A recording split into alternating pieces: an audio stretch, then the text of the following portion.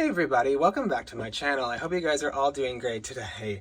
I am actually inside today for a change, and today I wanted to talk all about how you guys can successfully overwinter your impatiens. Now, I'm sure you guys are all familiar with impatiens.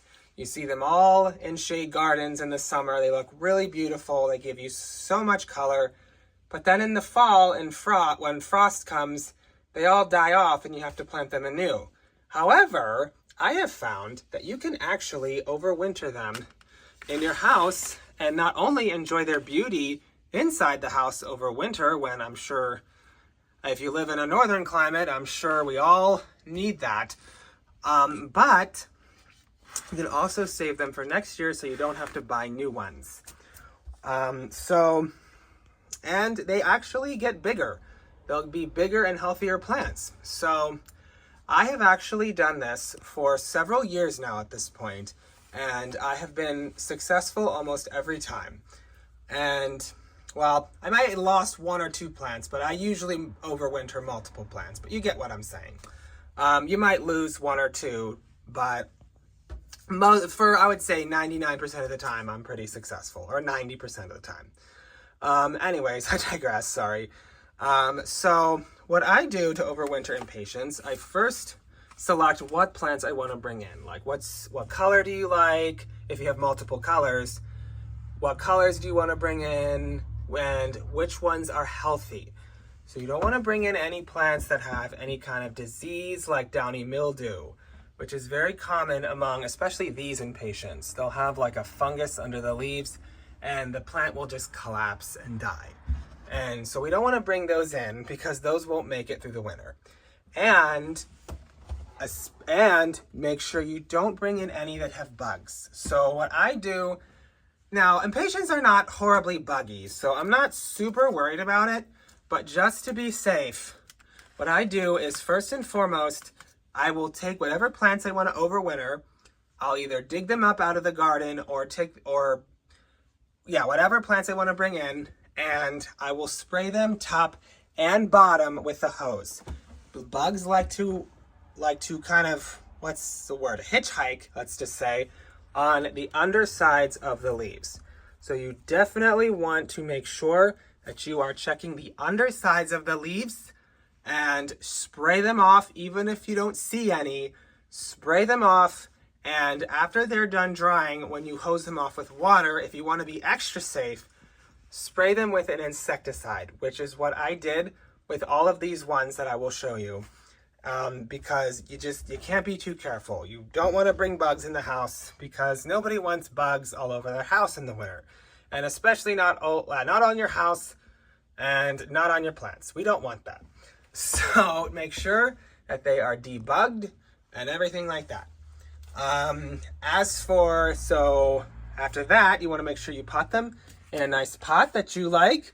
I really like terracotta because I find it easier to not overwater. So this is really good, especially if you're an overwaterer. While I'm not really an overwaterer, I wouldn't necessarily call myself an overwaterer, at least not when it comes to houseplants. It does help to kind of regulate moisture because in the winter, it's a lot easier to overwater. So I really want to make sure that any excess moisture gets soaked up. But you can choose any pot. It can be a plastic, and you could probably choose a prettier pot, especially if you want something aesthetic. You can go for a pretty pot. It really doesn't matter which one, but I just prefer terracotta. So yeah, and just put it in a regular all-purpose potting mix, nothing fancy, and make sure that you water it in after you repot it. And when you bring it inside, make sure that first and foremost, actually I should have mentioned this earlier in the video, but again, make sure that you bring them in before frost, and ideally before it's below 40 degrees. I probably brought these in a few weeks ago, and I feel like I probably could have left them out for a few more weeks, but it's too late now. And I'm kind of glad I did bring them in. We did have some chilly nights, and I'm glad I brought them in before then. But they probably would have been fine, but they really don't like to be exposed to temperatures really much lower than 50, and especially not lower than 40. So if you can get them in before then, that's great. And absolutely before frost. So anyways, should have mentioned that earlier, sorry. And you want to make sure that whenever you bring them in, you put them in a relatively sunny area in your house. Now, normally outside, impatiens really like the shade. So they're, as you are probably aware, they look beautiful in shade gardens and everything like that. However, when they're inside, and especially during the winter when our days are short, it is important to put them in an area where they can get a fair amount of light, like from an eastern window. That would probably be perfect. And depending on where you live, they may even do fine in a southern window. Mine do pretty well in a southern window here in my Ohio 6B garden. They actually do really well in like a south or southwest window. Like I put them in some of the brightest windows and they do wonderfully. So in the winter, you can kind of get away with putting them in much more light because they're inside, and again, the light's just not as strong. I would avoid putting them in low light if possible. They might survive, but again, I would say an eastern, western, or southern window is probably ideal for them. So yeah, when you bring them inside, just get them a nice sunny window and they should be happy. They should be happy with that light. Now, as for how to care for them over the winter, they really are pretty low maintenance over the winter, to be honest. They do seem to do fine in just typical household conditions, just like your average room temperature. They don't really like it super hot and again, not too cold. So just your average room temperature is fine, which again is probably pretty easy to achieve.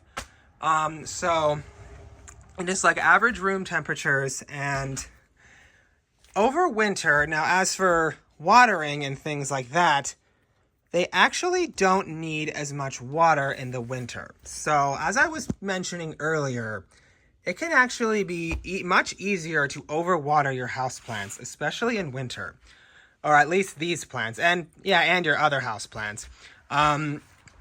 But so you want to make sure that when you water them, you want to wait until I would say they're fairly dry. Like I would say if you pick them up and they feel light, or like if you stick your finger in, like this one can still wait. This one's still a little bit moist still. But you want to make sure that they stay moist. They stay moist, but not wet. They do not like wet feet. They could succumb to fungal diseases, which we don't want. So you want to make sure that they stay moist and not wet. So that's watering. And feeding, great news, you don't have to worry about feeding them, especially if you repotted them in fresh potting mix. They shouldn't need any fertilizer at all until probably, I would say where I live, I start feeding them again about maybe late February, beginning of March, when our days are starting to get a little longer and you're starting to see more buds and blooms coming on. Then I would definitely start feeding them. Like maybe you can do like a half strength, or only feed them full strength but less often, if that makes sense. And they should do really well. So yeah, that's feeding. Now, as for when you can start bringing them back outside. So you can start bringing them back outside when the nighttime temperatures are starting to get consistently above 50 or so. You can start thinking about transitioning them back outside. So what you do is you put them in, make sure you put them in a shaded area, because again, they're going back outside for the summer. So they really like the shade. So you want to make sure that you bring them out for a few hours every day, bring them back in, put them out for maybe a few more hours, put them back in, and so forth, until you feel confident that they can handle being outside. So you want to make sure that you, just do it slowly. Otherwise, it could shock them, and it may not necessarily kill them, but it can set them back. So it is a good idea. It is kind of a pain, unfortunately. I really don't like doing it, but it really does help kind of ease them back to outside life after they've been inside for so long. So that is definitely a good idea. So, and then when they're all acclimated, you can plant them in your planters or in your shade garden beds or whatever and enjoy them for another year. And you can repeat the process all over again if you want to try and do it again. So I hope you guys enjoyed this video, and let me know if there's anything I left out. And actually, one more thing before I go. I did want to show you a big impatient I have in my bedroom, actually. Here I have this massive New Guinea impatient. These are actually, I think they're multiple New Guinea impatiens. I planted them in this massive terracotta pot. It was this big hanging basket. And I thought, what the heck? And I put them in this big pot, and I'm going to overwinter them under this grow light, which I should also mention, if you don't have enough light, try putting them under grow lights. They should do just fine. So anyways, excuse me, I hope you guys enjoyed this video and found it informative. And if you did, if you would please give me a like, comment, and subscribe, and I would really appreciate it. And I will see you guys in another video very soon. Thanks for watching.